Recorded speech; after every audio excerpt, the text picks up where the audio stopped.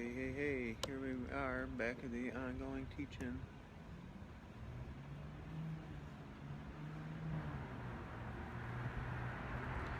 Say your name square. Say their name square.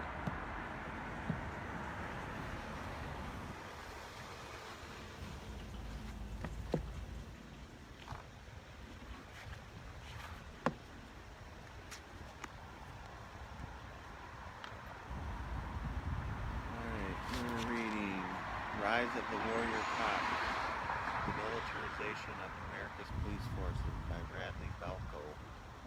We're on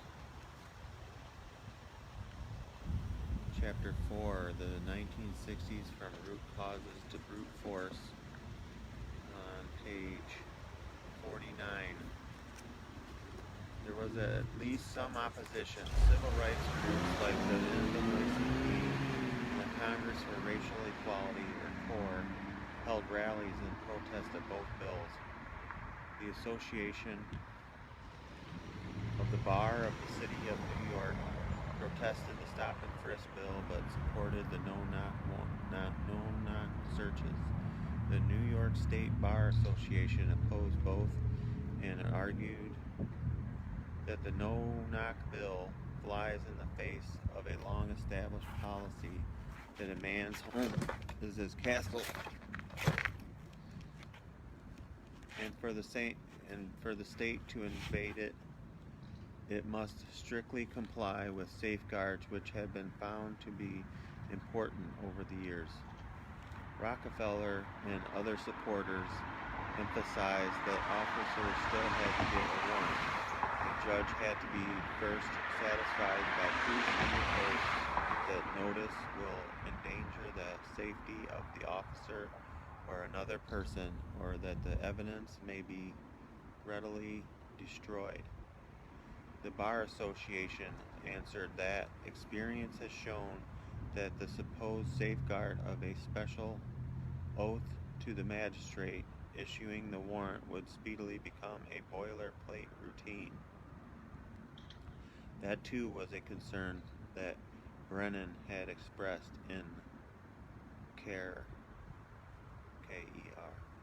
As we'll see, both Brennan and the New York State Bar Association would be proven correct.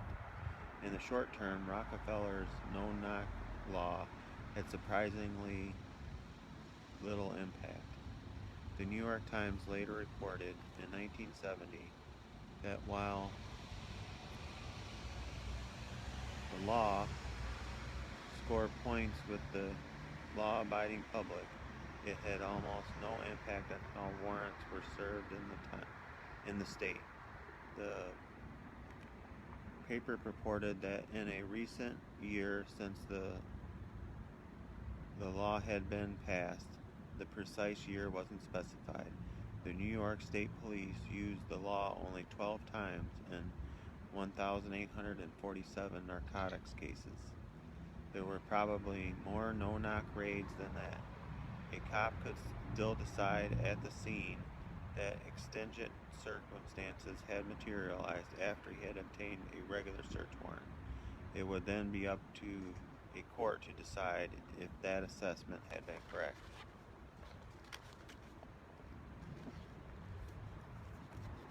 Nevertheless, there was little indication that the police ever wanted the law, and the fact that they used it so little after it was passed suggests that it was more of a political statement than an essential law enforcement tool.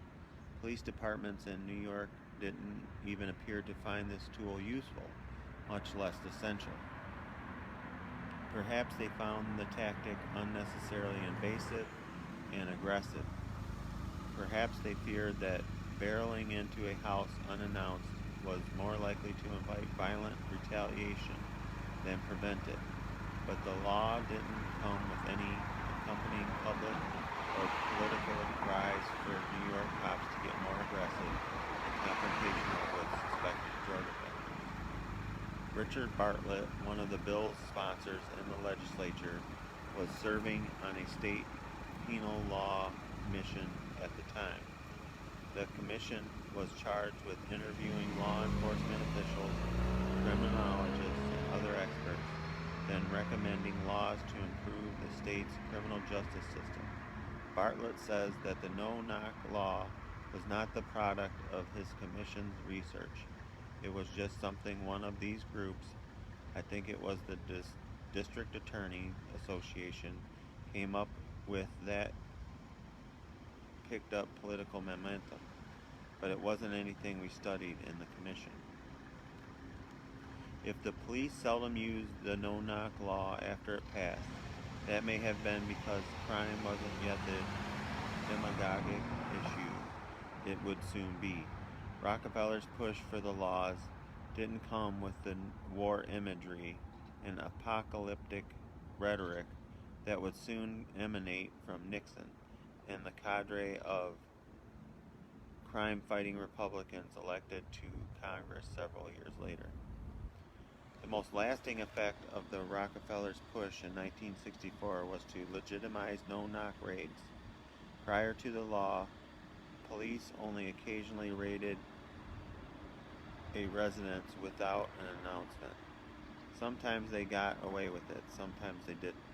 According to the Oxford English Dictionary, the first public appearance of the phrase no-knock raid came in 1964. That's also the first time the phrase appears in the archive of the New York Times. Rockefeller made the no-knock raid a policy, and he gave it a name. No longer merely a decision that cops sometimes make in the heat of the moment, it was now a tactic and an issue. It was something that everyone was either for or against. In the summer of 1965, Los Angeles endured a suffocating heat wave. Few in the city had air conditioning, particularly in the poor neighborhoods, so the heat collected in homes during the day, sending residents outside in the evenings in search of a breeze. California Highway Patrol Officer Lee Menicus was headed north on Avalon Boulevard in the Watts neighborhood on his motorcycle on an August evening that summer when a motorist pulled up beside him to indicate that the 1955 Buick Special ahead had been weaving and the driver might be intoxicated. Menicus pulled over the driver, 21-year-old Marquette Fry. After discovering that Fry had no driver's license, Menicus asked him to perform a sobriety test. Fry put on a bit of a stick, and the two men exchanged jokes and banter. Amused passerby stopped and began to accumulate. Menicus called to have Fry's car impounded, and Fry appeared ready to comply with his imminent arrest. But when Fry's mother, Renee Fry, arrived at the scene, the tenor of the arrest changed. Fry's mother excoriated him in front of the growing crowd. Fry grew embarrassed, then angry. When Menicus tried to put him into the car, he resisted. When another officer who had arrived swung to hit Fry in the arm with his baton, Fry ducked and it struck him in the eye. Ronald Fry, Marquette Fry's brother, then punched Menicus in the kidney, and Renee Fry jumped on his back. More Los Angeles police officers arrived. After more scuffling, all three members of the Fry family were arrested. The crowd turned angry. As the police put the Frys into the backs of squad cars, a member of the crowd allegedly spit on the crowd. She too was arrested. According to the police, she too resisted. That only further angered the crowd. As they drove away, Marquette Fry would later say a friend of his who had joined the crowd shouted to him, "Don't worry, we're going to burn this mother down."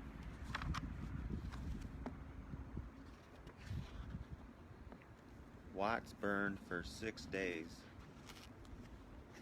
The riots were different from the unrest that had broken out on the East Coast in the previous year. For one thing, while Watts could be a rough neighborhood and had some poor areas, it wasn't the sort of cramped, crushingly poor ghettos found on the East Coast. Though Watts itself was quite small, about 1/4 mile at the time, the riots spread well beyond its boundaries, eventually covering 46 square miles. And where previous riots had tended to erupt and then persist in fairly concentrated areas, the Watts rioters were dispersed, random, and disorganized. Once Watts exploded on the night of August 11th, 1965, the next 5 nights were a series of quick flashes and slow burns. Violence would die down in parts of the city only to flare back up in others. Snipers took positions in elevated windows, then tried to pick off cops, firemen, and pedestrians. Looting and arson were rampant. Yet, unlike many previous racial riots, no U.S. military troops were sent to Watts. Instead, on the third night, the state dispatched 13,500 California National Guard troops who remained under the command of the Los Angeles Police Department, LAPD, for the duration of the rioting. Fry's arrest was, of course, only the precipitating incident.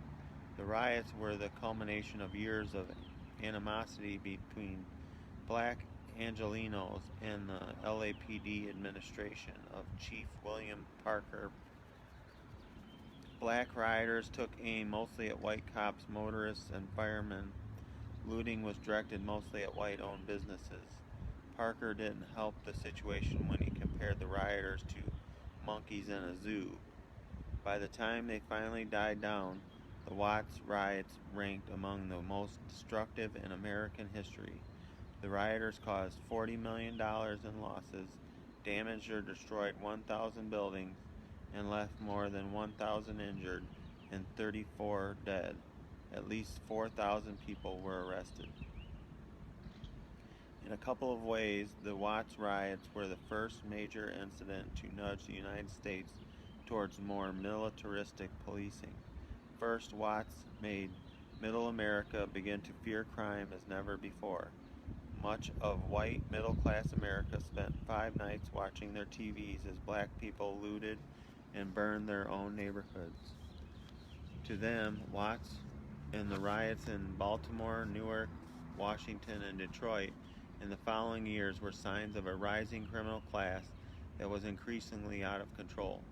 The political clout of what Nixon would a few years later call the silent majority would influence a generation of crime policy geared toward giving police more power, more authority, and permission to use more force.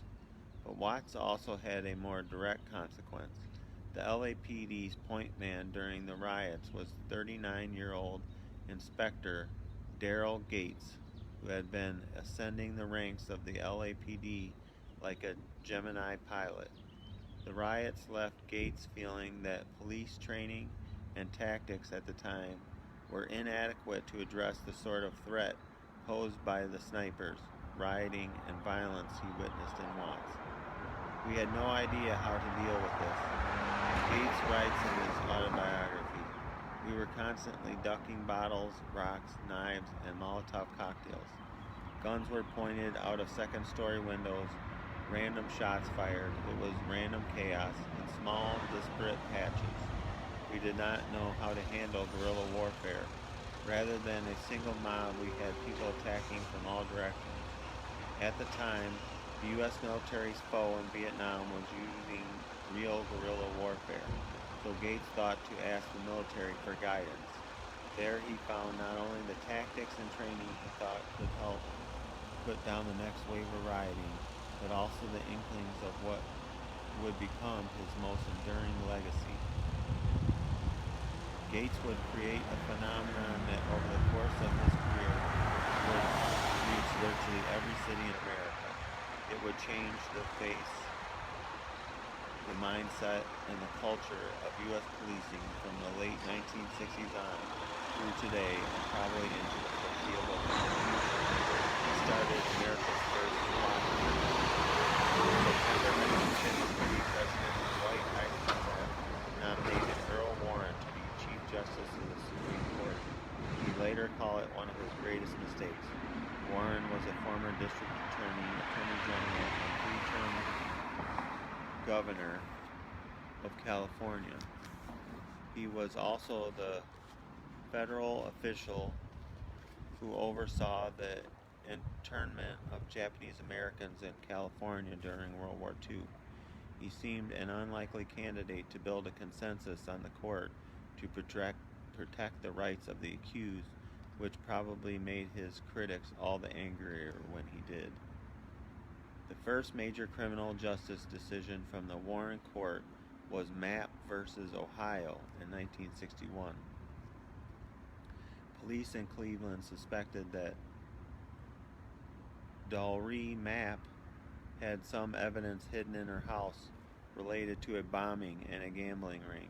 When she refused to let them in, they showed a fake warrant, forced their way inside, and searched her home. They didn't find the evidence they were looking for, but they did find some illegal pornography. She was arrested, charged, and convicted. Police never did produce a search warrant. The court ruled that the Fourth Amendment's protection from unreasonable search and seizures applied to the states through the 14th Amendment, and under the 1914 case, Weeks versus United States, evidence seized in an illegal search could not be used at trial. Police in every jurisdiction in the country were now obligated to uphold the Fourth Amendment. The next year, the court found in Robinson versus California that incarcerating someone merely for being addicted to drugs is a violation of the Eighth Amendment. Two big cases followed in 1963. In Gideon versus Wainwright, the court ruled that states are obligated to pay for an attorney for indigent defendants. And in Brady versus Maryland, it ruled that prosecutors must turn over exculpatory or mitigating evidence to defendants when the evidence is material to guilt or to the defendant's sentence. In 1964, the Warren Court ruled that suspects have the right to an attorney, not just at trial, but during police interrogations as well. The famous Miranda decision came in 1966, which held that police must notify suspects of their Fifth Amendment rights against self-incrimination and to be represented by an attorney. The decision was widely derided by conservatives. It wasn't particularly popular with the general public either. It quickly became a rallying cry for the law and order crowd, who were appalled at the notion that the police could be required to tell suspects that they weren't obligated to answer their questions. The Warren Court's final controversial decision, at least from the law and order side, was Katz versus United States in 1967. In that case, the court expanded the Fourth Amendment's protections from unreasonable search and seizure to the broader standard of a reasonable expectation of privacy. In practical terms, the Fourth Amendment would no longer be limited to physical intrusion. If law enforcement officials wanted to tap a phone, for example, they would need to get a search warrant. Critics of the Warren Court blamed its decisions, at least in part, for the rising crime and began in the mid-1960s. William F. Buckley called Miranda a venture in abstractionist imperialism, and noted that already the reports are coming in from the police commissioners who are not so quietly despairing. Conservative columnist James Kilpatrick wrote that the Warren Court was often pleased to turn the Constitution into wax. And it wasn't just conservative intellectuals. The Philadelphia Inquirer wrote that Miranda, after Miranda, that it would be a pity at a time of increased lawlessness if more attention is given to the rights of lawbreakers than the rights of the public to have effective police protection. The Columbia, South Carolina newspaper, The State, opined that the court wrapped its flowing robes around all prisoners so as to virtually immunize them from police interrogation. The Richmond Times-Dispatch was blunter still, calling the court an ally of the criminal elements in America. Ironically, the Warren Court's last controversial criminal justice decision actually expanded police authority. Terry versus Ohio was also arguably the decision that would have the most impact on the criminal justice system. In 1968, the court ruled that police officers can stop, detain, and frisk someone based on no more than reasonable suspicion that the person is engaged in criminal activity or about to commit a crime. The vote was 8-1. In the coming years, more conservative Supreme Court lineups would expand the window that the Warren Court created in Terry. Stop and frisk would become a widely used, highly controversial, often abused police tactic.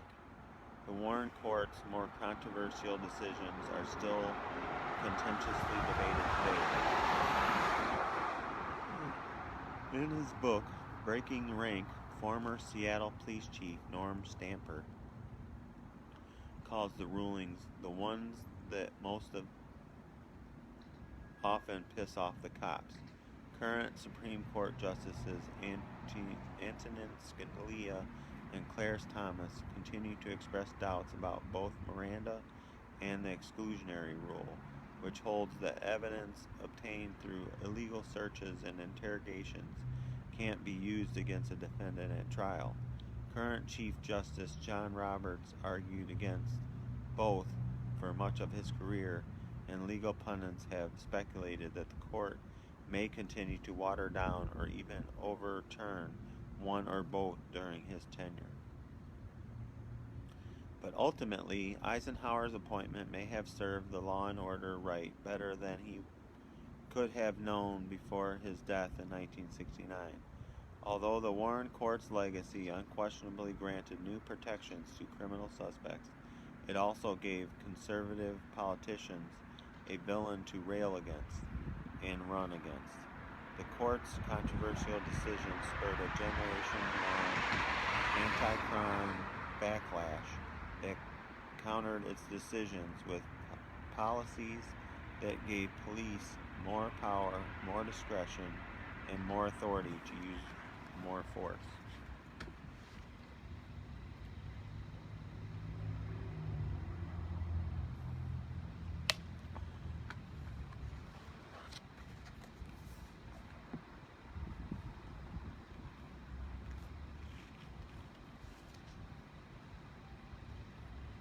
Early in the morning of August 11th, 1966, Charles Whitman, an Eagle Scout, an ex-Marine, and a former altar boy, went to his mother's apartment and shot her in the back of the head. He then returned to his own apartment and stabbed his wife to death. He left a note in which he explained that because he loved the two women, he had no choice but to kill them. He wanted to spare them the embarrassment of what was to come. Whitman had been experiencing changes in his behavior for months. He had seen a university psychiatrist and during a single 2-hour session confessed that he was having violent impulses with increasing frequency and felt less and less able to suppress them. Dr. Maurice Dean Wheatley described in his notes a man who was oozing with hostility. Whitman relayed a fantasy about going up on the tower with a deer rifle and start shooting people. After killing his wife and mother, Whitman did exactly that. He packed a footlocker with sandwiches, gasoline, 3 rifles, a sawed-off shotgun, 2 handguns, water, and enough ammunition for a day at the shooting range. At about 11 a.m., Whitman rolled the footlocker into an elevator in the clock tower building at the University of Texas at Austin. Posing as a maintenance man, he took the elevator to the 27th floor, just below the clock. There he met 51-year-old receptionist Edna Townsley and killed her by repeatedly striking her with the butt of a rifle. Whitman hid Townsley's body as 2 visitors came down from the tower, then barricaded the exit. He killed 2 more tourists he found ascending the stairs. Whitman returned to the top of the clock tower and at about 10 minutes before noon, opened fire on the people below. He shot indiscriminately, but with terrifying precision. A practiced and trained sniper, he fired just 1 bullet at each victim. As the victims fell, bystanders rushed out to help them. Whitman shot at them too. When ambulance began to arrive, Whitman shot at the drivers. As word got out there was a shooter in the tower, some peered through windows at the scene unfolding, apparently feeling safe within the walls of a building. He shot them too. By the time Whitman was shot himself, he had killed 13 people and wounded more than 30, all from a position 230 feet from the ground. One victim, a basketball coach standing in the entrance to a barber shop, was 500 yards away. Whitman's killing spree lasted more than 90 minutes. Austin police didn't have guns that could reach the top of the tower. Some went home to get hunting rifles. Remarkably, a number of students and residents came out with rifles too. At least one witness said that the return fire limited Whitman's options and may have prevented more casualties. For more than an hour and a half, Whitman indiscriminately picked off innocent people while the police were helpless to respond. His guns were bigger than theirs, and he positioned himself in a spot they couldn't easily enter. Whitman was finally stopped when 3 police officers and a citizen named Alan Crum worked around his barricade and confronted him on the observation platform. Houston McCoy, a 26-year-old Austin police officer, shot Whitman first with a Winchester 12-gauge shotgun. Officer Ramiro Martinez then emptied his revolver into the killer. Whitman was dead. In one of the notes he left behind, Whitman asked that his brain be studied to explain the onset of his violent urges. Doctors found an aggressive brain tumor growing in Whitman's hypothalamus. The tumor was compressing an area of the brain in the hypothalamus known as the amygdala, which regulates primal emotions like fear and anger. Between Whitman's massacre and the epidemic of urban riots, police leaders across the country started to consider whether they were prepared to respond if such incidents happened in their own cities, towns, and counties. The Austin Police Department clearly wasn't prepared, and the incident there created an appetite for precisely the sort of police unit that Daryl Gates was cooking up in Los Angeles. According to author and 25-year police veteran Robert Snow, after Austin, the country's police chiefs knew they couldn't always depend on luck. They needed a unit that could be called in at a moment's notice and plans that could be carried out immediately. In the magazine The Tactical Edge, a publication marketed to SWAT teams, Lieutenant Sid Heel of the LA County Sheriff's Department writes that the Whitman shootings marked the birth date of the modern police SWAT concept. Since that day, almost every police department in the United States has formed a special response team to handle similar situations. The riots in Watts and other urban areas may have instilled in Middle America fears of a rising black criminal class, but there was still some sense of safety in the suburbs. Whitman's rampage on a college campus popped that bubble. His victims were college students, administrators, and instructors. The bodies dropping in Austin could have been anyone's kids. Whitman himself was a crew-cut, good-looking ex-Marine. He was married, he played the piano. The shootings made the cover of all the major news magazines. Life ran a photo essay that was as heart-wrenching as it was terrifying. And all of this came as the country was still reeling from Richard Speck's trial for torturing, raping, and murdering 8 nurses from the South Chicago Community Hospital a month earlier. The criminal threat no longer seemed to be limited to the inner cities.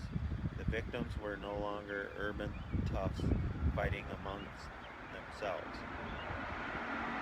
Both the Associated Press and United Press International called Whitman's mass murder the second biggest story of 1966, behind only the Vietnam War. Crime had grabbed America by the lapels. There were a couple other incidents that contributed to Darrell Gates' SWAT vision. At about the same time as the Watts riots, labor strife was heating up the grape farms in Kern County, California. The first major strike began in September 1965, about a month after Watts, when the county's mostly Filipino farm workers were joined by labor activist Cesar Chavez and the group that would become the United Farm Workers. Chavez set up shop in Delano, making the small town in the north of Kern County ground zero for the farm worker labor movement. The Delano grape strike lasted 5 years. The involvement of Chavez and the National Farm Workers Association put the protest in the headlines, sometimes even on state and national television. Given the tumultuous history of labor strikes in the United States, the Delano Police Department looked for measures to keep the strikes from turning violent. The department turned into specialization. Individual Delano officers were given specific training in specialties like crowd control, sniper skills, specialized weapons, riot response, and surveillance. The strike and picketing in Delano never turned violent, though the reason was more likely Chavez's emphasis on pacifism than the sniping skills of Delano cops. Nevertheless, Delano's strategy and its apparent success caught the attention of senior police officials 150 miles down the road in Los Angeles. The second incident came about a month after Watts, when LAPD officer Ron Mueller took a late afternoon call about a domestic incident on Surrey Street in northeast Los Angeles. When Mueller ascended a set of steps and knocked on the door, 38-year-old Jack Ray Hoxie, Hoxsie, Hoxie, opened the door and immediately shot him. As Mueller attempted to crawl away, another officer, K.A. Ship, pulled up. Hoxie stepped out of the doorway and with a .30 caliber Winchester took off a part of Ship's ear. As ambulances arrived, a citizen named Billy Richards attempted to help the medical personnel move Mueller into a gurney.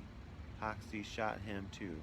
Eventually, more than 50 police officers showed up, and just about all of them were exchanging gunfire with Hoxie. Gates ordered the house tear gassed.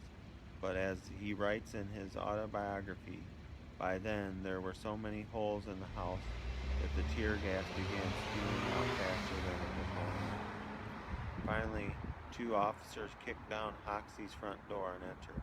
The gunman was lying wounded in a rear hallway with a rifle and a revolver by his side. Officer R.D. Johnson shot him once in the chest, then arrested him. The incident alarmed me, Gates writes in his book. Later, as I analyzed how we had responded, I realized again, as I had during Watts, that we were going to have to devise another method for dealing with snipers or barricaded criminals other than our usual indiscriminate shooting.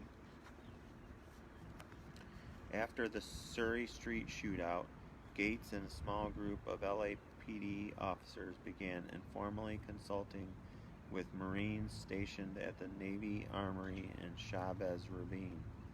The group included Jeff Rogers, who would later lead the country's first SWAT team, and Sergeant John Nelson. Often credited along with Gates with inventing the SWAT idea, Nelson became a self-taught expert in guerrilla warfare. The informal project wasn't sanctioned by the LAPD. In fact, when Gates first broached the idea of an elite police team for incidents like Watts and Surrey Street, he was rebuffed. The Parker administration had little interest, but Gates, Nelson, and Rogers kept at it. They scoured the department for its best sharpshooters and put them on the shooting range for more training during off hours. They also brought in military personnel to teach strategies for handling snipers. At an awards banquet held in July 1966, Los Angeles Police Chief William Parker died of an aneurysm shortly after accepting an honor from a group for military veterans. New Chief Thomas Redden would serve only until May 1969, but his short tenure had a lasting impact on the career of Daryl Gates and the future of SWAT. Shortly after Redden took over, the LAPD faced a public crisis after officers clashed with anti-war protesters and bystanders in Century City. President Lyndon Johnson had just scheduled to give a public address, so the clashes in which police were seen clubbing protesters and onlookers and ramming them with motorcycles received national attention. In response, Redden created a new unit called Tactical Operations Planning. The unit's mission was to plan for and respond to big events such as riots, protests, and visits from dignitaries. Redden put the new unit in the city's Metropolitan Division, an elite roving unit of officers given broad authority to suppress criminal activity. The Metro Division's propensity for controversy had earned it the nickname the Shake, Rattle, and Roll Boys. The charge from Redden roused anything strange that moves on the streets. The new unit expanded Metro from 55 to 220 officers. Redden put Gates in charge.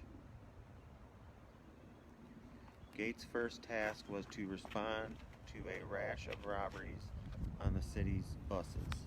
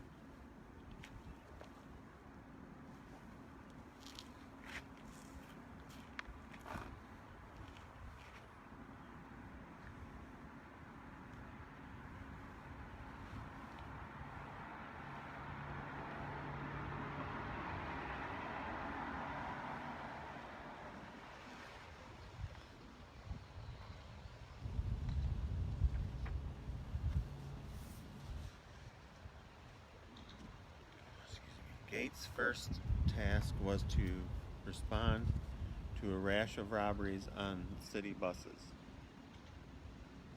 Needing personnel, Gates asked other divisions across the city to send him officers. According to Gates' autobiography, most of the divisions sent me the least desirable people they had, but the new crew put an end to the bus robbery, earning itself and Gates some added credibility with Radley.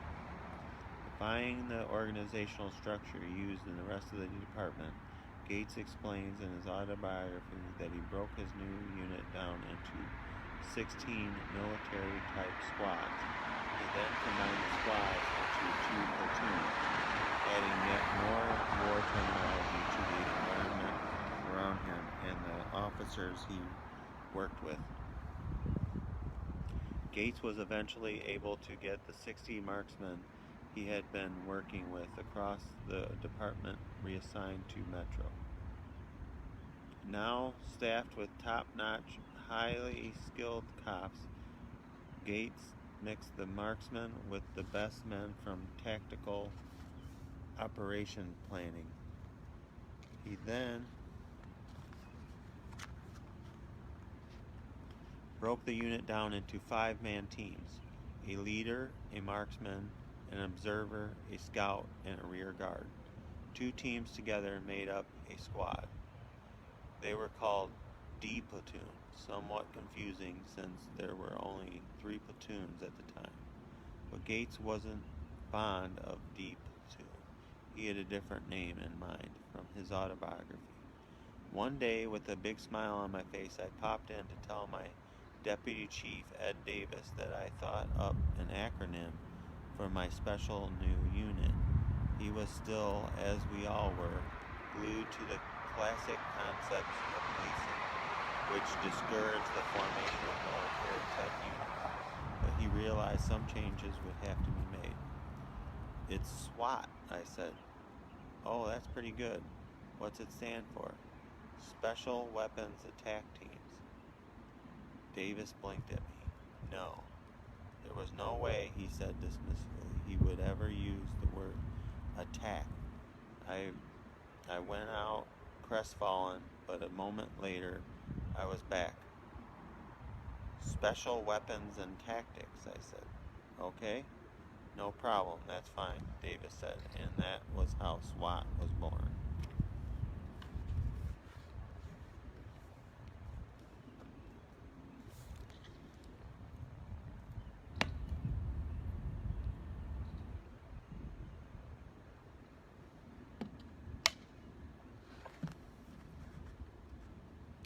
Gates still had some work ahead of him to win over his superiors.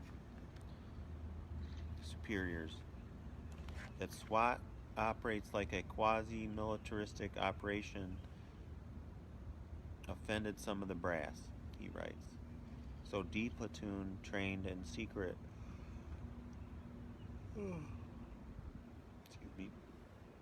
on some city-owned farmland in San Fernando Valley. They also began working directly with Marine units at Camp Pendleton in San Diego County, with some help from Universal Studios. The movie company let the Absidarian recruits hone their special forces skills on the replica storefronts, buildings, and houses on its back lot in Burbank. Within a couple of years, Gates' SWAT team would forge its place in history during a televised shootout that made national news. But Gates clearly never got over the lack of support during the project's early years.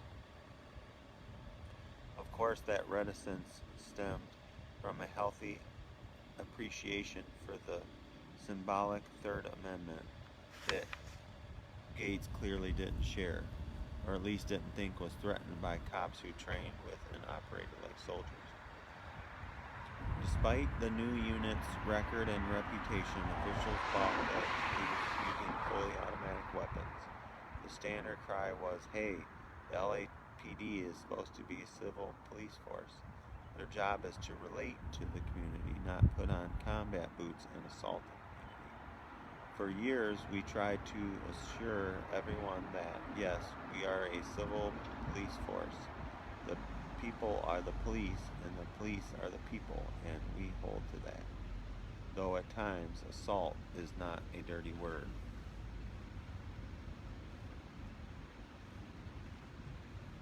For the types of situations Gates had in mind, the Watts riots, the Surrey Street barricade, the Texas Clock Tower massacre, he was right. Assault wasn't a dirty word.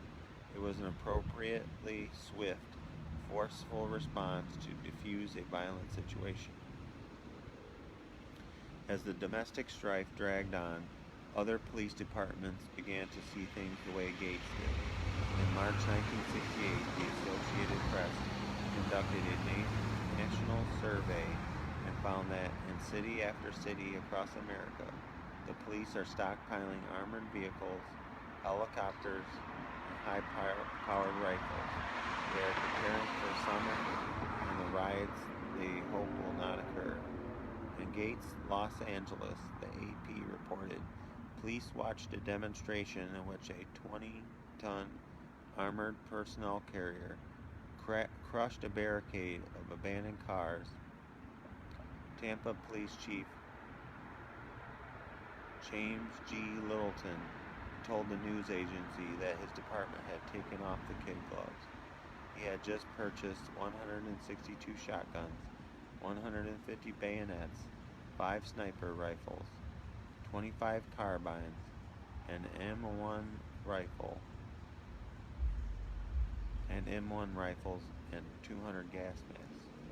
Florida State Attorney Paul Antonieri told the AP that he had instructed police officers to shoot to kill if they spotted anyone committing or about to commit a felony. A spokesman for the New Jersey State Police told the AP, "We're following through on the military concept to attack the problem." This was an understandable response to the growing sense that America's cities were spilling over with crime, violence, and rioting. Starting the month after the AP article was published, 1968 would unfold as one of the most turbulent years of the 20th century. But when the riots, strife, and unrest finally died down, when the threat of chaos and lawlessness eventually grew remote, the weapons, heavy-duty vehicles, and militaristic culture stuck around. Gates' original intent for the SWAT concept may have been appropriate, but as SWAT teams swelled in number, mission, and frequency of use, over the next 40 years, Gates not only never spoke out against the trend, but took pride in it and actively encouraged it. By the mid-1960s, the pieces were falling into place to make disorder a national political issue. Crime rate was climbing. High-profile incident like Whitman's mass shooting had shocked the country. Riots had white America terrified of the cities. All they needed to happen was for a savvy politician to run with the issue. In an April 1965 Gallup poll, more than half the country cited race relations as their number one concern, the first time in 8 months that a domestic issue topped the poll. Columnists and media outlets on the right were taking shots at the Supreme Court's criminal-friendly decisions, as well as President Johnson's failure to address crime with adequately tough measures. Johnson also watched the polls closely. The New York Times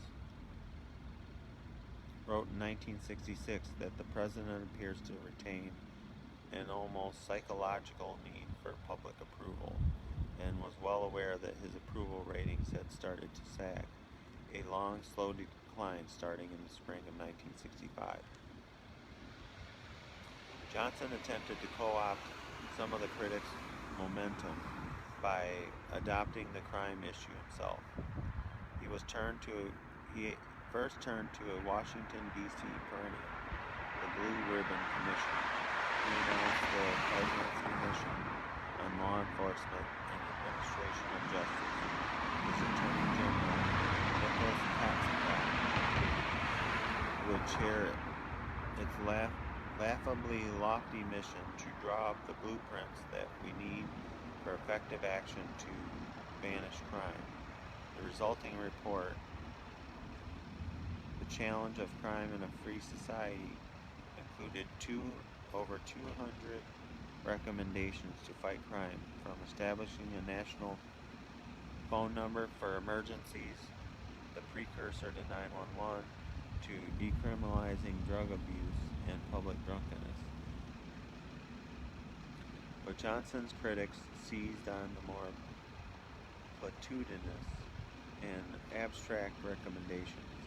The Commission asserted that ending poverty would be the single most important crime-fighting initiative and recommended minority outreach bureaus within major police departments, the establishment of multiple crime and justice research institutions, family planning assistance, recommitting to desegregation, funding for drug abuse treatment.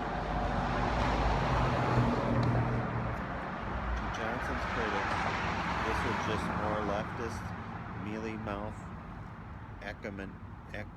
academies. There was lots of government spending. The Commission didn't bother to estimate a price tag for its recommendations. Plenty of lofty talk about social uplift and hand-wringing about the influence on crime of environmental factors, all of which rather conveniently aligned with Johnson's other domestic policy. But there was precious little in the way of taking it hard to the bad guys. For a war on crime, there wasn't nearly enough fighting. Johnson responded by making the federal government more proactive in fighting the drug trade.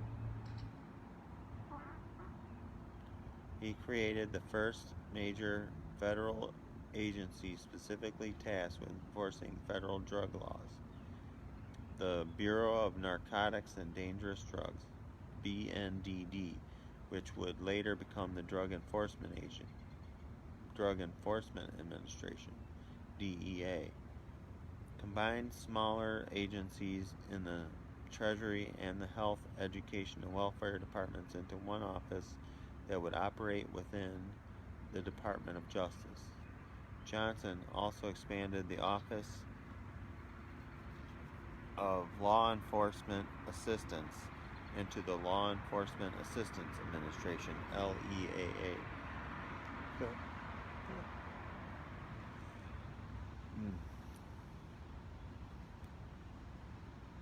The first federal agency created to stream federal funding, equipment, and technology directly to state and local law enforcement agencies.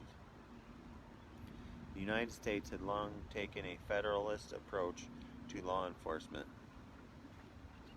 Except for offenses involving the mail, bank robbers, and crossing those state borders, the power to make crime policy had been reserved to the states.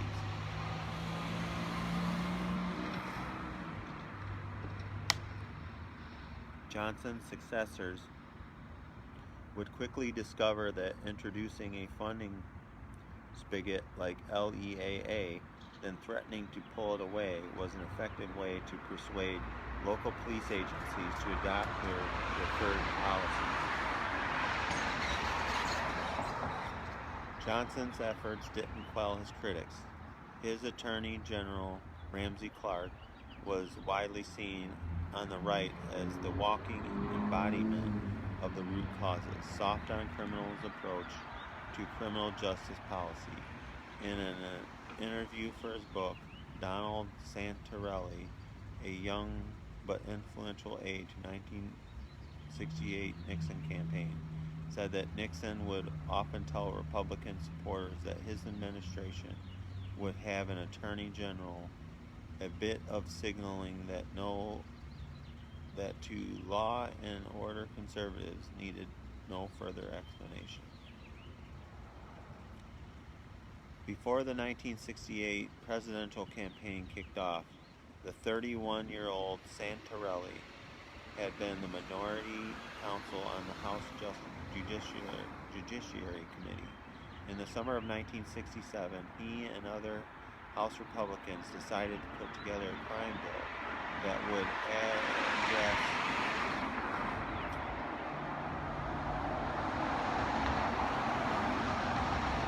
a critic might say exploit public reaction to the rioting and high-profile shootings. There was an increasing fear of crime, Santarelli says, and at the same time you had the rise of the civil rights movement. The riots, the Black Panthers, and this increase in drug use. I think the public started to pick up on the idea that these things were linked because they were all happening simultaneously.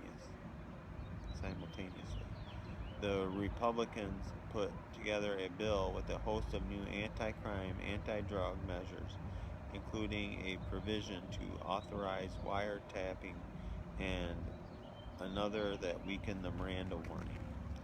Law enforcement is just like any other interest group, Santarelli says. They're always after greater power. There was a sense that they needed to capitalize on these historic events. And I think there was a little willingness on the part of the public to give them whatever powers they sought. There were two other controversial provisions in the original 1968 crime bill. The first would have dramatically changed the bail system by effectively doing away with it completely. The burden would have been shifted to defendants to show that they didn't pose a threat to the public or a flight risk. If they could do so, they'd be released. If they couldn't, they'd be held until trial. Both reporters and contractors dubbed it preventive detention, a term that served both sides. For conservatives, it sounded like the sort of rigorous lock-'em-up policy and would play well in the election. For liberals, preventive detention was a sort of term used in a police state. Santarelli stands by the initiative to this day and insists that it was portrayed unfairly. This was about equity, he insists. The risk of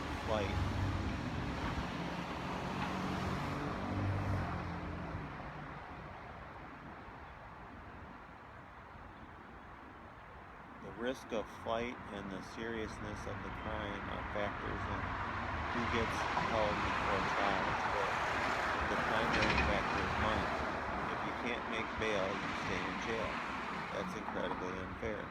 We wanted to take wealth out of the equation. The other provision was the no-knock raid.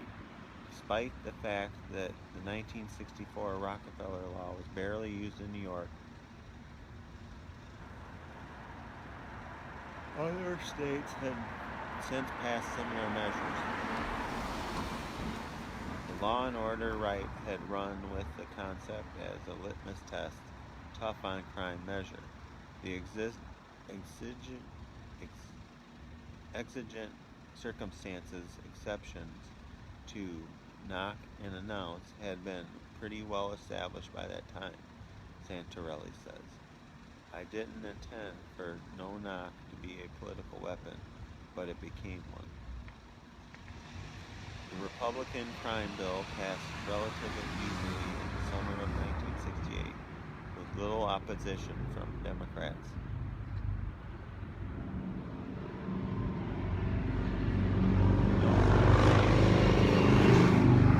And the preventive detention measures didn't make the bill's final draft, but both ideas did return the hands to the Republicans.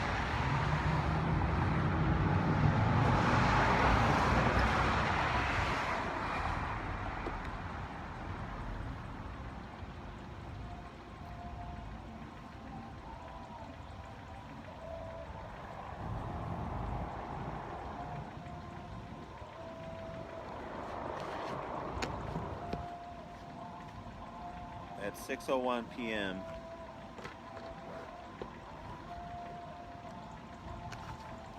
At 6:01 p.m. on April 4th, 1968, just as Martin Luther King Jr. stepped out onto the balcony at the Lorraine Motel in Memphis, Tennessee, James Earl Ray fired a single .30 caliber bullet from the Remington rifle he'd perched in the bathroom window of a boarding house across the street. King was dead. Within hours, more than 100 American cities broke out in riots. The riots reinforced in white middle-class America the sense that American cities had become zones of lawlessness, and again it was black people causing all the violence. In fact, it came at a time when much of the same white middle-class America began to sense that its values and tradition were under attack from all sides. In his drug war history, Smoke and Mirrors, journalist Dan Baum points out that black homicide arrests doubled between 1960 and 1967. At the same time, heroin deaths and overdoses were on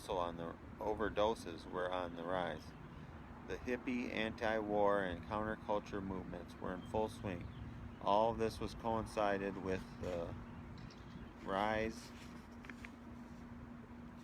of the civil rights movement. Nixon's silent majority began to see a link between drugs, crime, the counterculture, and race.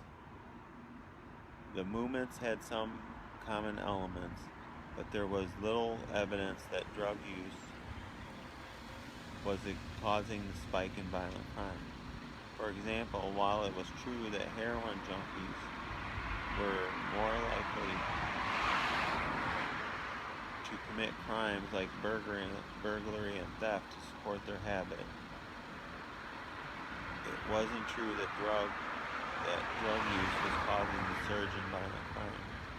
A 1971 study from the Bureau of Narcotics and Dangerous Drugs, the government's anti-drug enforcement arm itself, found that illicit drug users were 35% less likely to be arrested and charged with homicide than non-drug users, and then half as likely to be charged with aggravated assault. The rise in pot smoking among the counterculture was even less threatening and less of a contributor to the crime rate. Candidate Nixon and his political savvy advisors seized on the growing assumption in Middle America that all of these things were connected. When Robert Kennedy was assassinated in June 1968, the party used his death to push its crime bill. Even though the assassination would prove to have been politically motivated, and Kennedy himself had been opposed to the more controversial parts of the law, months later, at the 1968 Democratic National Convention, DNC, police in Chicago would instigate a riot, then indiscriminately beat liberal protesters. Some of the beatings were aired live by the networks covering the convention. Connecticut Senator Abram Ribicoff was nominating George McGovern to be the party's candidate during one clash between police and protesters.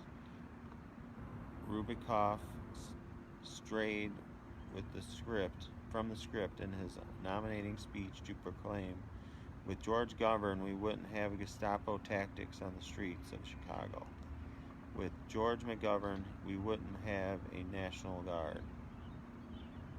Chicago Mayor Richard Daley, who had called up more than 20,000 police and National Guard troops for the convention, didn't do much to distance himself from the Nazi smear. Lip readers later alleged he shouted up from the convention floor, "Fuck you, you Jew son of a bitch. You lousy motherfucker, go home." Nixon's ignored Americans weren't the least bit troubled by what they saw from Daley and the police. According to a Gallup poll taken a few weeks later, 56% of the country supported the crackdown, and just 31% were opposed.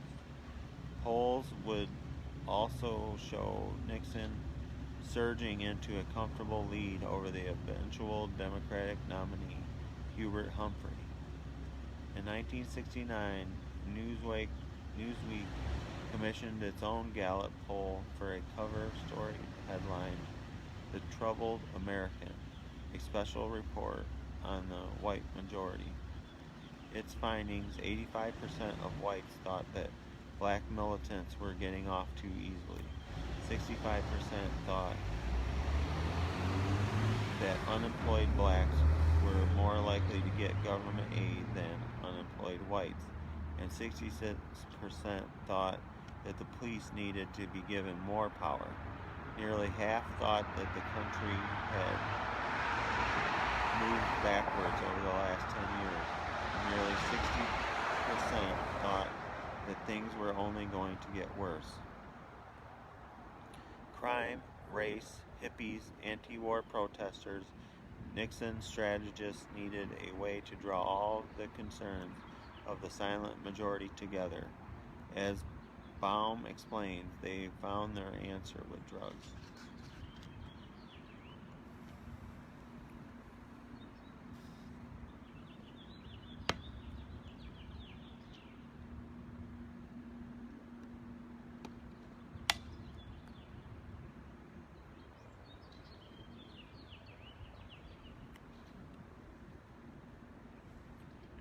Nixon looked at his people and found them quaking with rage and fear, not at Vietnam, but at the unholy amalgam of stoned hippies, braless women, homicidal Negroes, larcenal junkies, and treasonous priests.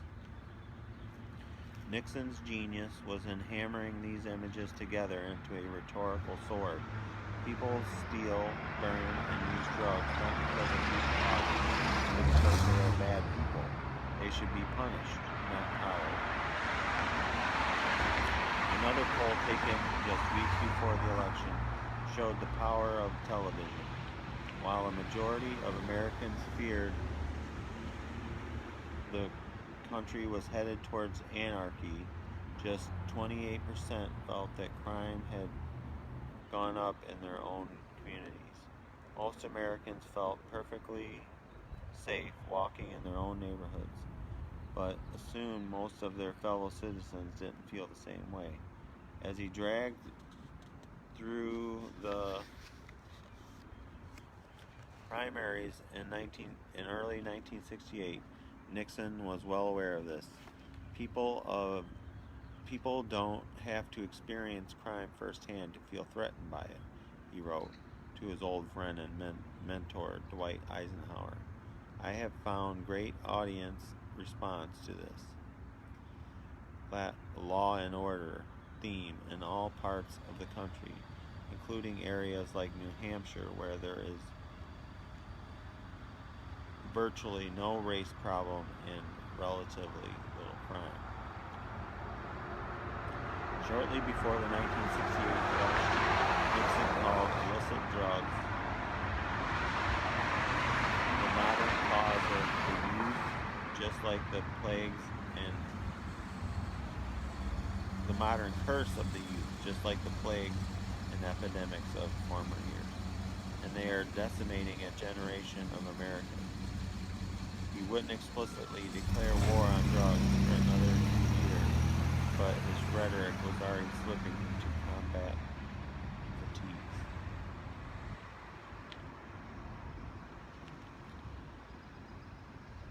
The law and order campaign worked. Nixon won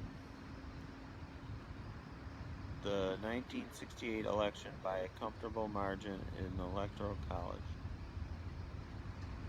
And when you factor in the votes for George Wallace, Humphrey lost the popular vote by a wide margin. The Republicans also picked up 5 seats in the Senate and 5 in the House. For 4 years, crime had become the most important issue in the country. The administration wasted little time. The White House point man on crime would be Edgell Crow, a 29-year-old family friend of Nixon aide John Ehrlichman. Though just out of law school, Crow would make crime policy for the entire country. In December 1968, before Nixon had been inaugurated, Crow and Ehrlichman had a strategy session with Nebraska Senator Roman Haruska, the ranking minority member on the Judiciary Committee. Haruska had an idea to assemble a crime bill just for the District of Columbia. Congress had jurisdiction over the city, making it an ideal spot to test out new ideas without worrying about encroaching on the traditional federalist approach to crime. D.C. at the time wasn't any more dangerous than other large cities, but less than a year later had gone by since the riots after the death of Martin Luther King, and there was at least the perception that the city was uniquely dangerous, and especially for muggings and robberies. At the top of Haruska's wish list for D.C. were the preventive detention and no-knock raid provisions that had been cut out of the crime bill passed 6 months earlier. Krogh took Haruska's idea to John Mitchell,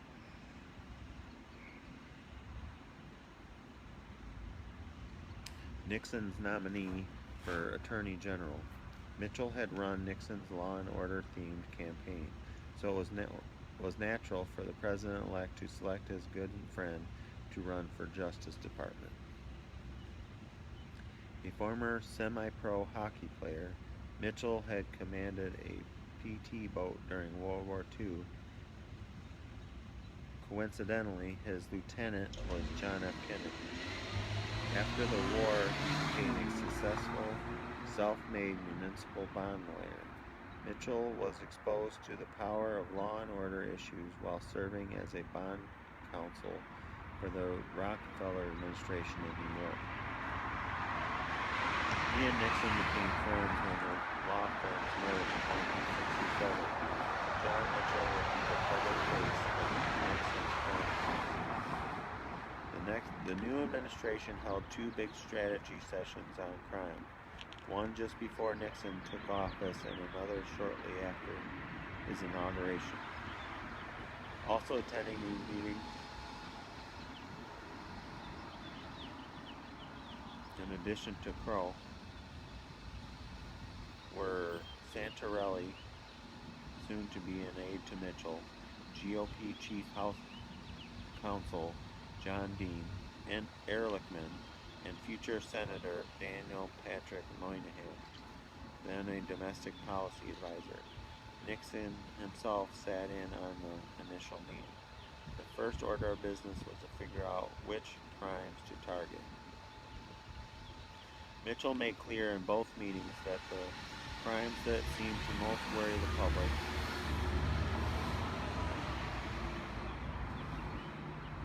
armed robbery and burglary weren't the purview of the federal government. Moreover, there was no political benefit to tackling. Even if the administration's policies worked, local law enforcement would get most of the credit.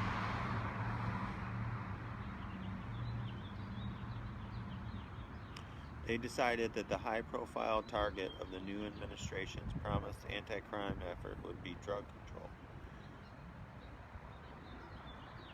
Drug use, they thought, was the common denominator among the groups: low-income blacks, the counterculture, and the anti-war movement against whom Nixon had unified, ignored America.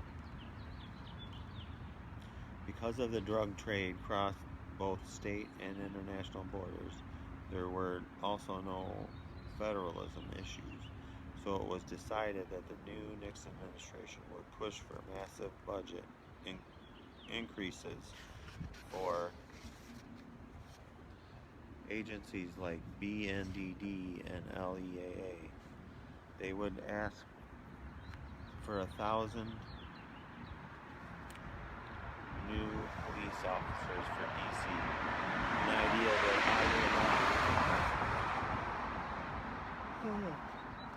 came from Washington Post publisher Katharine Graham in a personal plea to Ehrlichman. And of course, they demand no-knock and preventive detention for federal drug users, just as they would for police in Washington, D.C.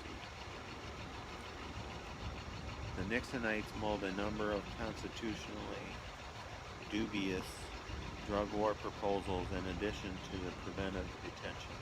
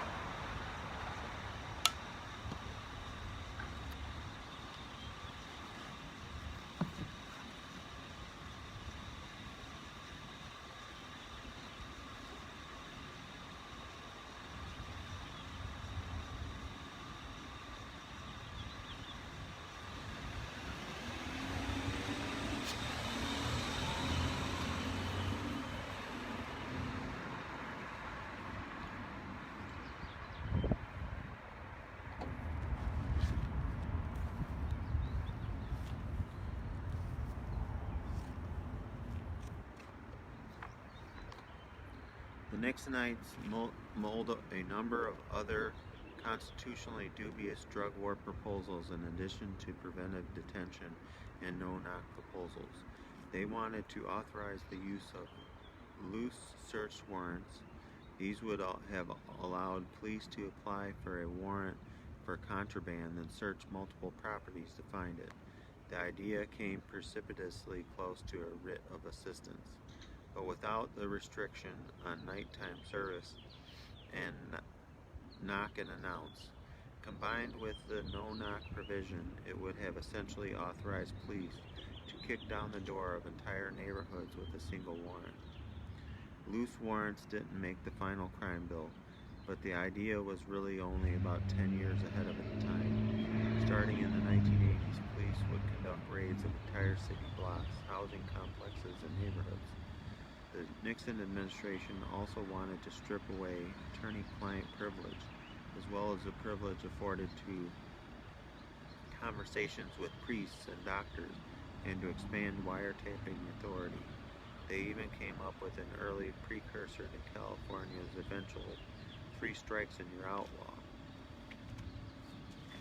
No one had any idea if these policies would work, but in a way it didn't matter. The strategy was as much about symbolism and making the right enemies as it was about effectiveness. There was much discussion over whether the policies sounded harsh enough or sounded too harsh. There was at least some discussion over whether they would actually work, but there was very little internal discussion about whether the policies were constitutional, whether they were susceptible to abuse, whether they have unintended consequences, or what impact they might have on the communities they'd be enforced against. On July 14, 1969, Nixon gave his first major address to Congress to outline his anti-drug program. He declared drugs a national threat. He set the tone for a much more aggressive, confrontational federal drug fight. He described the inhumanity of drug pushers, laying groundwork for the sort of dehumanizing rhetoric that would be used for years to come to reduce drug users and drug dealers to an enemy to be destroyed. Society has few judgments too severe, few penalties too harsh for the men who make their livelihood in the narcotics trade, he said. To that end, he proposed massive budget increases for BNDD and asked for money to hire scores of new federal narcotics officers. He called for the creation of special forces within the agency that will have the capacity to read quickly into any area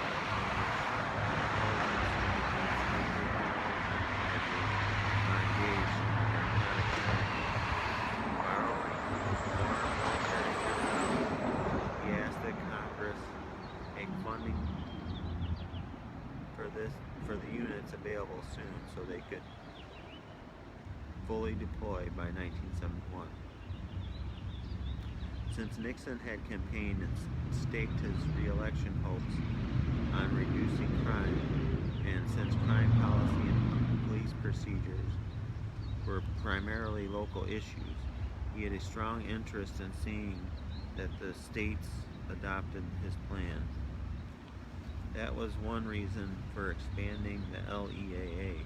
Local police agencies were likely to be more receptive when they got free stuff in exchange for their cooperation.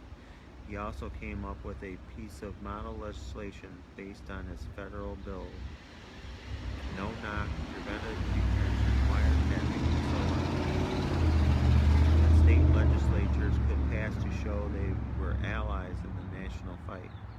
He told Congress that he had instructed his Justice Department to host a number of drug policy conferences across the country where federal and local narcotics officers could exchange information and tactics. Nixon also signed with a number of rehabilitation and treatment programs. The next year, the administration would even fund a methadone program in Washington, D.C., run by addiction specialist Robert DuPont. In a few areas, Nixon could move immediately without waiting for money or authorization from Congress. One such area was border enforcement. On September 21st, 1969, the Nixon administration launched Operation Intercept under the direction of G. Gordon Liddy.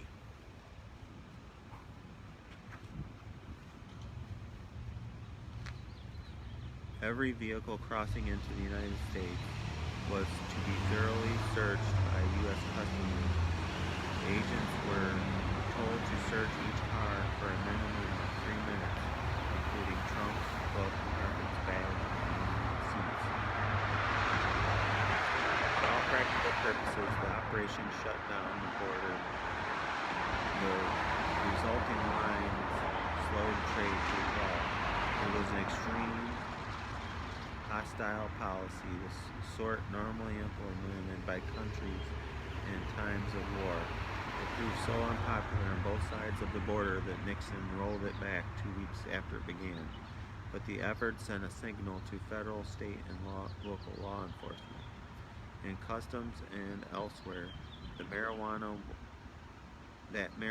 was as serious a threat to U.S. interests as spies, revolutionary infiltrators, and enemy combatants, the sort of threats that would normally move the government to such extreme crackdown at the border.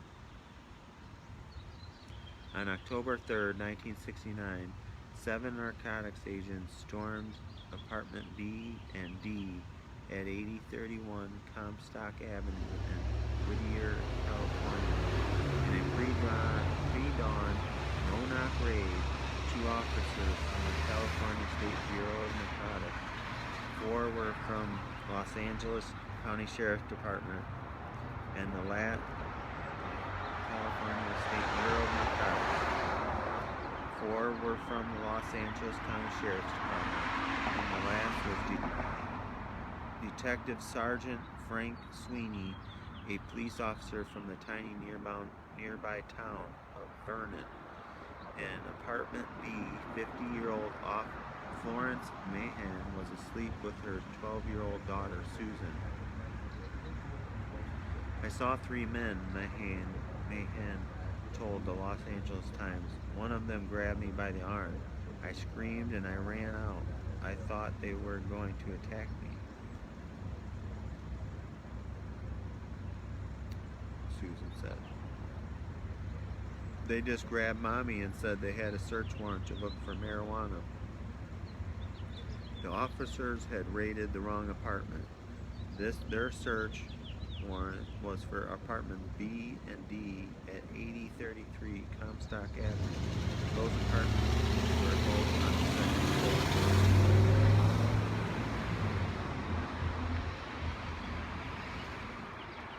Mahan's other daughter, Linda, who was 23, lived on the second floor, but not in either of the targeted apartments.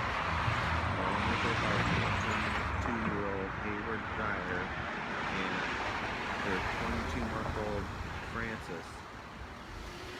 Hayward Dyer awoke to the screaming and commotion from the mistaken raid in his mother-in-law's apartment, went downstairs to investigate, and was confronted by several police officers, guns aimed in his direction. The narcotics team eventually realized that they had raided the wrong apartment. They immediately left to raid apartments B and D on the second floor. In the meantime, Linda Dyer, 7 months pregnant at the time, was also awake. She went downstairs and found her mother and sister. At some point, she handed the baby to her husband. As the police raided apartment B, Detective Sergeant Sweeney somehow mistakenly fired his 223 caliber rifle into the floor.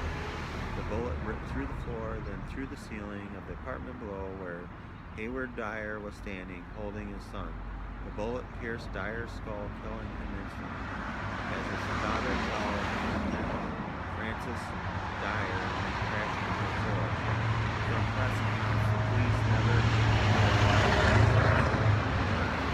went along for a raid in Whittier, and why he was carrying a rifle when neither the California Bureau of Narcotics, which directed the raid, nor the Los Angeles County Sheriff's Department allowed it.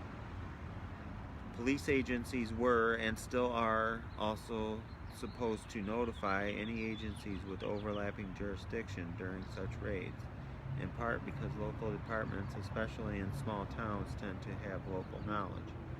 One example would have been knowing that this apartment complex had an odd way of assigning addresses. No such notification ever happened. The police did arrest 1 man in apartment D for possession of 2 red capsules and 2 white capsules, believed to be illegal narcotics, along with 150 marijuana seeds. Oh boy. By 1969, California was one of 25 states that had a no-knock law. Of course, Los Angeles County was also where Caribou versus California had originated. The case in which the U.S. Supreme Court 6 years earlier had also given a stamp of approval of the destroying evidence exception to the knock and announce rule, and William Brennan had warned of the consequences of such a dangerous precedent.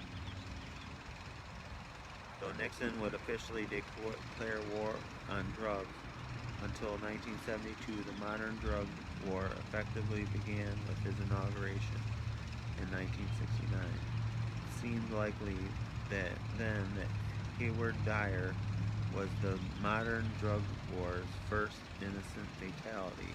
There would be more, many, many more.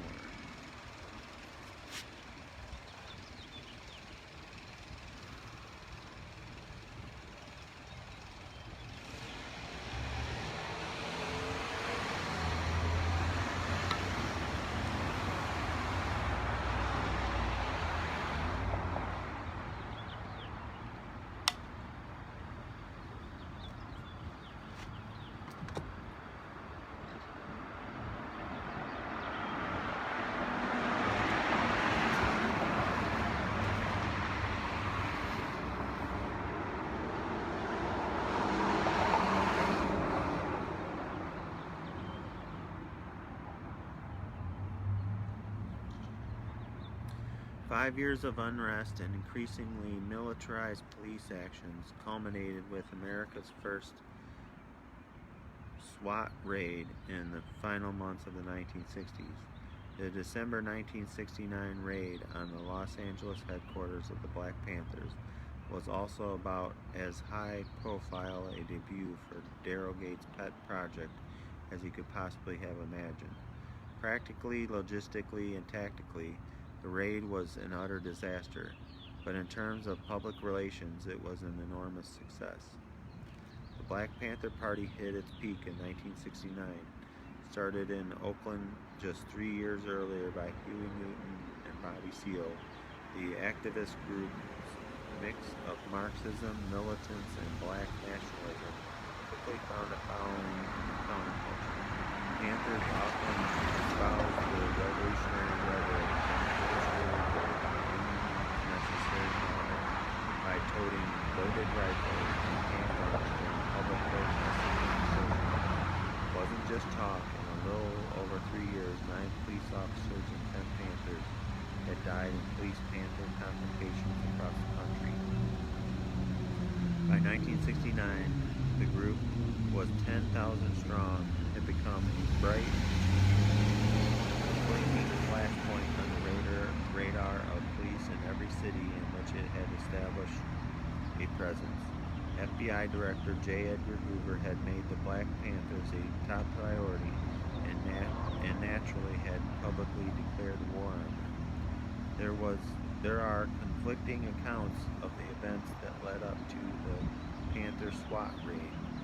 According to Gates' autobiography, sometime before the final confrontation, LAPD Captain Ted Morton received a complaint from a woman about noise coming from the loudspeaker in a building occupied by Panthers. When Morton went in to investigate, he was greeted with several guns and warned to leave immediately. Morton returned to the police station and rolled up a report.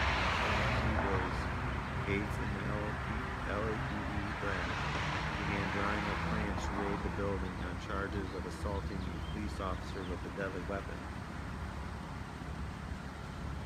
Based on interviews with several Black Panthers who were in the building the morning of the raid, as well as with LAPD SWAT officers,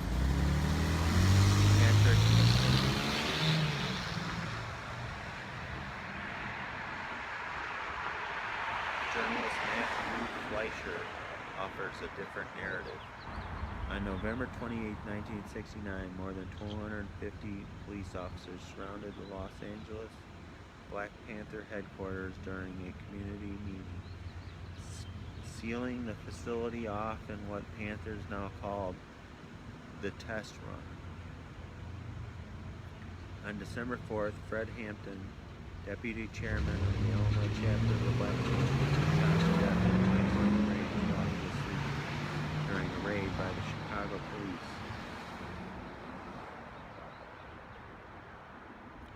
The incident drew an international outrage. Back in LA, there wasn't a Panther alive who didn't think a similar raid by the LAPD was coming their way. They were right. As it turns out, the night of the test run, police claimed to have seen three Panthers, Paul Red, Duck Smith, and Geronimo Pratt, in possession of illegal firearms. The LAPD secured an arrest warrant for the three, as well as a search warrant for the 41st and Central Headquarters and two known Panther hideouts.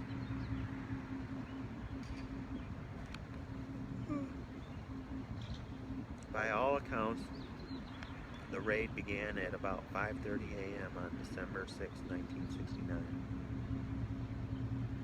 The Black Panthers building was well armed and well fortified. Gates and his SWAT team had put together blueprints of the building from intelligence they had collected from informants.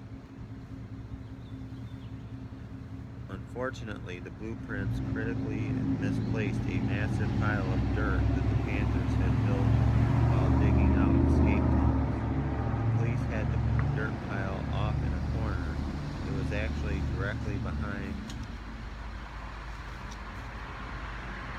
the back door, the same door through which the assault team was to make its surprise entry. When they tried to open the back door, the dirt pile prevented them from entering. They'd have to go through the front door. As they did, a helicopter swarmed overhead, and other officers began scaling the sides of the building. By plan, Gates' SWAT team was supposed to have made entry and secured the middle of the building by this point. Instead, a Panther lookout on the roof screamed, "They're here," to his Confederates inside. By the time the SWAT team breached the front door, the Panthers were ready and greeted them with a storm of bullets. 3 officers went down. Even worse, the SWAT team had entered an alcove with no escape except through the door they had just entered.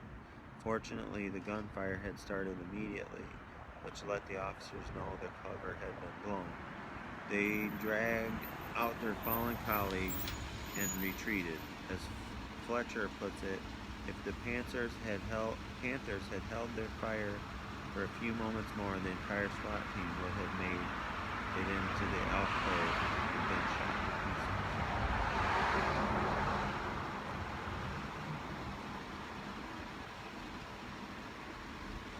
Over the next 3 hours, LA police and the Black Panthers exchanged over 5,000 rounds in the crowded city center. The entire neighborhood was evacuated and the surrounding streets were shut down just before the morning rush hour. Los Angeles Police Chief Ed Davis was in Mexico at the time, making Gates the acting chief. After a couple hours of gunfire, Gates and his SWAT officers came up with a new idea. They would use a grenade launcher on the building. Gates contacted the Marines at Camp Pendleton. He was told that at the very least he'd need permission from the Department of Defense. He'd probably also need it from the President.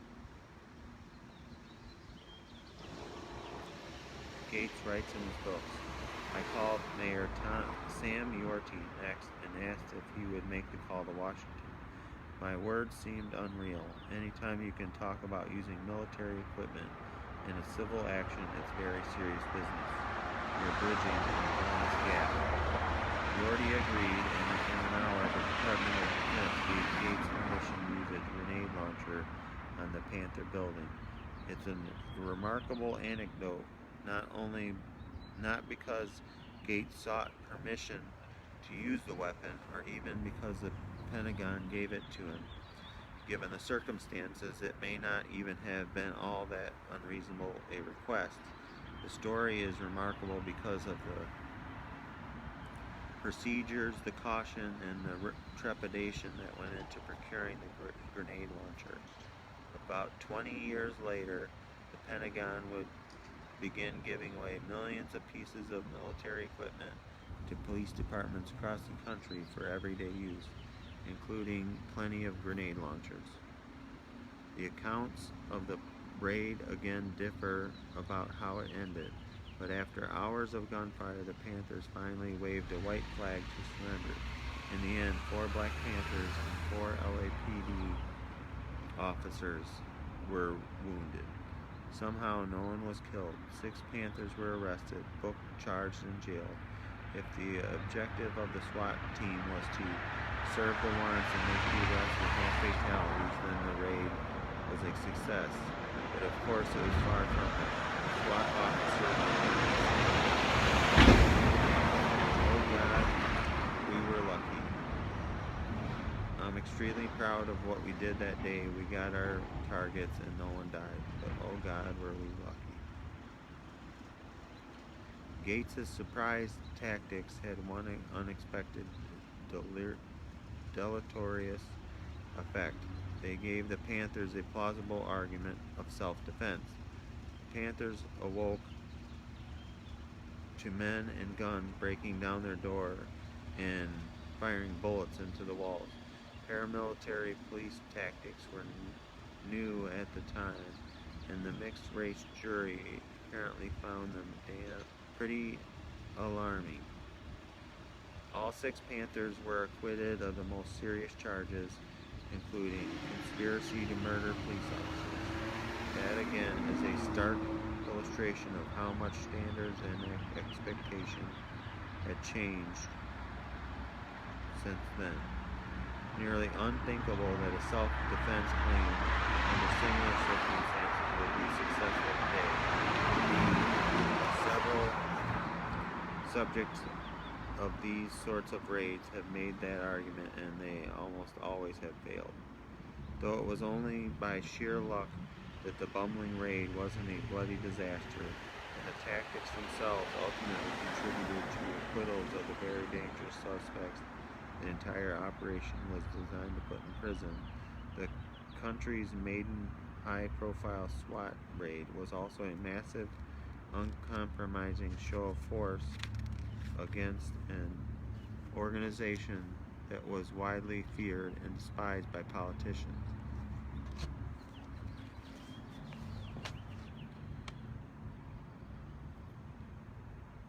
Widely feared by and despised by politicians, law enforcement officials, and most Americans whose politics fell outside the far left. Activists and editorial boards raged, but the Black Panther raid was a public relations triumph. Within 5 years, the Panthers would splinter, fizzle, and for the most part evaporate. SWAT would grow, spread to other cities, and become a pop culture. By the time Gates the institution history had spread to nearly every city in the country, to most federal agencies, to most medium-sized towns, and even to small and tiny towns. The wisdom of limiting SWAT assaults to genuine emergencies was long gone. Across the country, the tactics Gates had conceived to stop snipers and rioters, people already committing violent crimes, had come to be used primarily to serve warrants on people suspected of nonviolent crimes. The numbers. Percentage of Americans who thought the Supreme Court was too soft on criminals in 1965, 48%. In 1968, 63%. In 1969, 75%. Percentage of Americans in 1968 who disapproved of interracial marriage, 75%. Percentage of Americans who supported the Chicago police after the 1968 Democratic National Convention, 56%. Of Nixon supporters, 63%. Of Wallace supporters, 71%. Of free supporters 44%. Percentage of Americans who supported the death penalty in 1966, 42%. Percentage who supported the death penalty in 1969, 51%. Percent of parents who in 1969 said they would turn in their own kids for using drugs, 42%. Alright, so review of the chapter.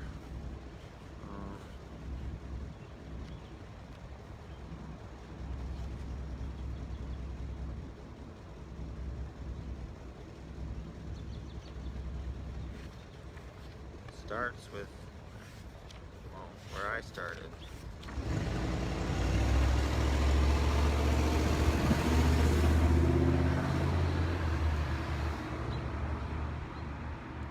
Was the Watts riots, which I never knew how it started.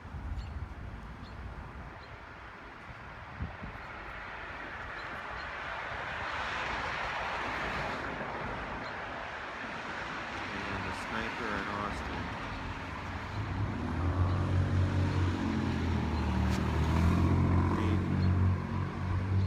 White middle class